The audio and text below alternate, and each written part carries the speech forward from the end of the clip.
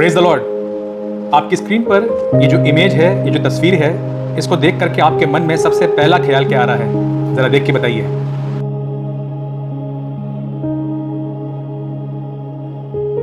उत्पत्ति उसका 7 बाब और उसकी 16वीं आयत के अंदर परमेश्वर का वचन कहता है, और जो गए वे परमेश्वर की आज्ञा के अनुसार सब जातियों के प्राणियों में से नर और मादा गए, तब यहोवा ने जहाज का द्वार बंद कर दिया। परमेश्वर के वचन में लिखा हुआ है कि परमेश्वर ने जहाज का द्वार बंद कर दिया। जी हाँ, नूह ने उस जहाज के द्वार को बंद नहीं किया, बल्कि लिखा है परमेश्वर ने उस जहाज को, जिसकी आज्ञा परमेश्वर ने नूह को दी थी, उसका द्वार खुद बंद कर दिया।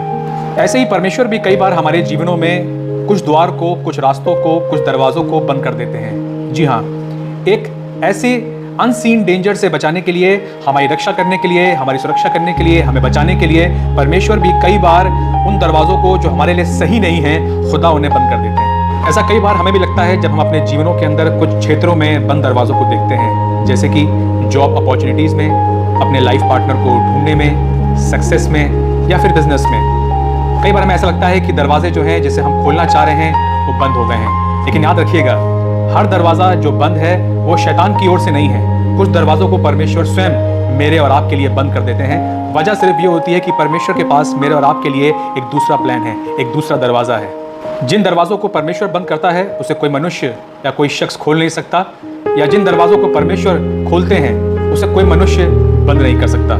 कई बार खुले हुए दरवाजे और चौड़े मार्ग मेरे और आपके लिए हानिकारक साबित हो सकते हैं, क्योंकि उन दरवाजों को पर्पसली कई बार शैतान खोलता है, जिस पे हमें जाना नहीं है, लेकिन वो द्वार शैतान की तरफ से खोले जाते हैं ताकि हम जाएं और उस एक ट्रैप में जो शैतान ने मेरे और आपके लिए बिछा रखा है, उस दरवाजे से होकर के हम प्रवेश करें और उसमें फंस जाएं। इसीलिए परमेश्वर मुझे और आपको मना करते हैं। प्रेरितों के काम उसके 16वें बाब और उसकी 7वीं आयत के अंदर परमेश्वर का वचन कहता है, वे फ्रुगिया और गलातिया प्रदेशों में से होकर गए, क्योंकि पवित्र आत्मा ने उन्हें एशिया में वचन सुनाने से मना कर दिया। उन्होंने मूसिया के निकट पहुंचकर बितुनिया में जाना चाहा, परंतु यीशु के आत्मा ने उन्हें जाने से मना कर दिया। हम यहाँ पर देख सकते हैं कैसे परमेश्वर ने जो है वो पौलुस और सिलास को एशिया में जाने से मना कर दिया। क्यों? यीशु की आत्मा ने उन्हें एशिया में जाने से मना कर दिया। क्या परमेश्वर नहीं चाहते थे कि परमेश्वर का वचन जो है वो एशिया में जाकर के फैले? नहीं, ऐसा बिल्कुल भी नहीं है। परमेश्वर के पास पौलुस और सिलास के लिए एक बेस्ट प्लान था।